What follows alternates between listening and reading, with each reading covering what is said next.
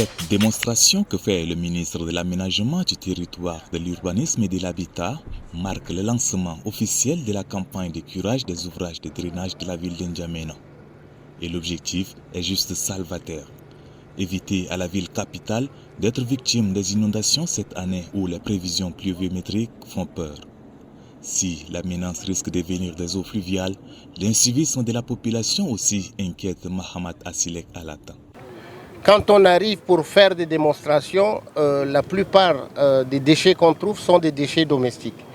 Et là, nous demandons à la population, il ne suffit pas simplement d'indexer chaque jour l'État, les communes, les mairies, mais on a aussi un devoir et des obligations pour respecter notre environnement. On voit beaucoup de bouteilles et beaucoup de déchets qui sont dans les caniveaux. C'est la population qui le fait. Cette opération de curage des ouvrages de drainage d'Njamena a commencé depuis un mois. Elle est financée par le projet intégré pour la lutte contre les inondations et la résilience à N'Djamena, un projet de la Banque mondiale. Dans la prochaine phase de nos activités, le GCAP a décidé d'organiser une série de town hall meetings ou en français des réunions publiques dans tous les pays. Par conséquent, le GCAP lance premièrement une série d'activités de sensibilisation, car dans une dictature, la sensibilisation est un phare d'espoir éclairant le chemin de l'émancipation. Sous ces flammes, 257 cartons de tramadol, 94 cartons de drogue injectable, 30 cartons de cigarettes Real Mister, 100 cartons de whisky en sachet frélaté, des blocs de cannabis, des sacs de lait en poudre expirés. Ces produits prohibés et expirés ont été saisis dans le Logonchari et le Adirlamis par les douaniers. C'est la deuxième fois que nous brûlons des drogues ici sur le site de Toukra. Et il y a eu aussi sur d'autres sites. Il y a eu des saisies aussi en province. Donc les trafiquants essaient de passer par le cadre. Et c'est la vigilance de nos services qu'on va renforcer, qu'on va encourager. Et on va multiplier les enquêtes et aussi prendre des mesures pour tous ceux qui auront été trouvés comme complices. Selon le procureur de la République Zadadine Adoum, une enquête est ouverte afin d'appréhender les présumés auteurs de ce trafic afin qu'ils répondent de leurs actes devant la justice.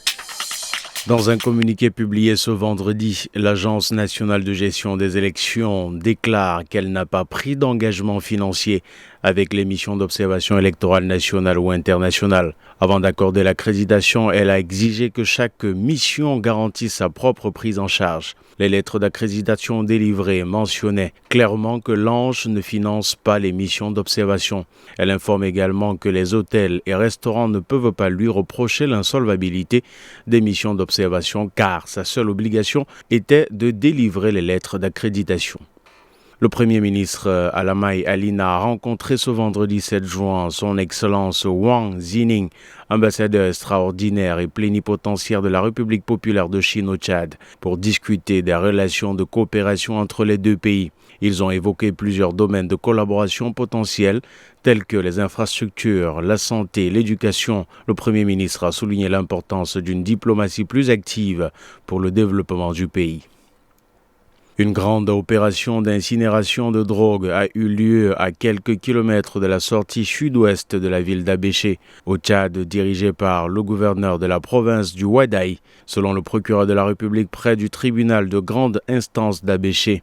Enka Nicolas Paimi. Le trafic et la consommation de drogue sont strictement interdits au Tchad.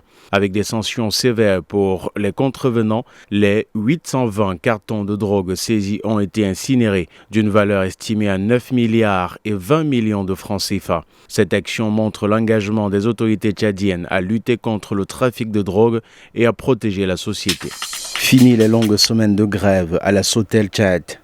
Satisfait du management de la nouvelle équipe dirigeante de cette société, qui a notamment permis la mise en œuvre de la nouvelle convention d'entreprise. Le personnel lui a décerné une attestation de reconnaissance et des félicitations. Au niveau du personnel, notre reconnaissance est qu'à ce niveau, tout ce qui est social est en train d'être bien fait. Au niveau de la vie de l'entreprise, des choses qui ont été piétinées par d'autres opérateurs qui ne nous respectaient pas, s'il faut citer leur nom, Tigo et Airtel, toutes ces choses-là ont commencé maintenant à être arrangées.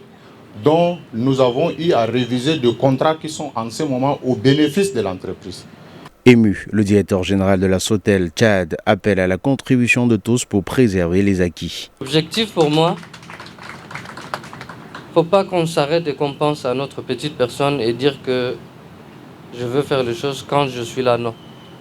J'aimerais qu'avec vous, qu'on puisse mettre en place des mécanismes, et ces mécanismes existent, pour que si demain, je suis appelé à partir, la personne qui viendra n'aura d'autre choix que de respecter et de suivre ce qu'on a commencé.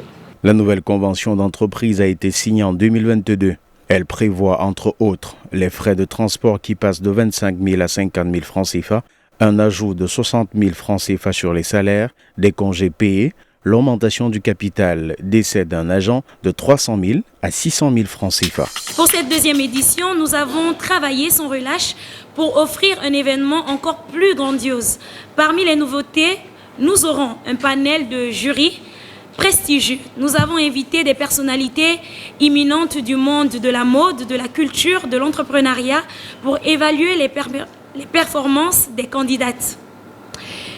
Également une cérémonie de couronnement inoubliable, un spectacle avec des artistes locaux pour célébrer la beauté et le talent de nos candidates. La visite de ces élèves officiers stagiaires dans les murs de la téléphonie mobile Airtel Tchad n'a qu'un seul objectif. Connaître comment cette campagne téléphonique tourne, et elle a débuté par le data center, la salle de contrôle et la station de base. Après des heures de tour, les visiteurs sont conquis. Cela nous a permis, avec les responsables de Airtel, de comprendre le fonctionnement de Airtel. Et vous savez que dans l'armée, on a plusieurs corps de métier. Il y a ce qu'on appelle la guerre électronique. Donc on a besoin de gens formés dans le domaine du SIC, des systèmes d'information et de communication, pour déjouer certaines attaques des institutions de l'État. Le directeur général d'Airtel, lui, s'est réjoui de cette visite avant de souligner le rôle de ces hommes entrés dans la sécurisation du pays. La sécurité nationale, la stabilité du pays dépend de ces derniers, comme l'a dit le responsable d'Airtel Tchad. Aujourd'hui, pour Airtel, de vous avoir dans nos locaux, je suis sûr que vous avez échangé longuement avec mes collaborateurs et que vous avez compris comment la technologie fonctionne, la téléphonie mobile, et comment nous contribuons aussi à amener cette sécurité-là. Je suis sûr que vous nous utilisez beaucoup plus dans tout ce qui est outil pour nous permettre d'assurer cette sécurité-là. L'école d'application et de perfectionnement de l'infanterie, composée de la première promotion des futurs commandants d'unité et de la deuxième promotion du chef de section, est à sa première fois à une visite dans une institution de téléphonie mobile. Une remise de cadeaux symbolique a clôturé cette visite guidée.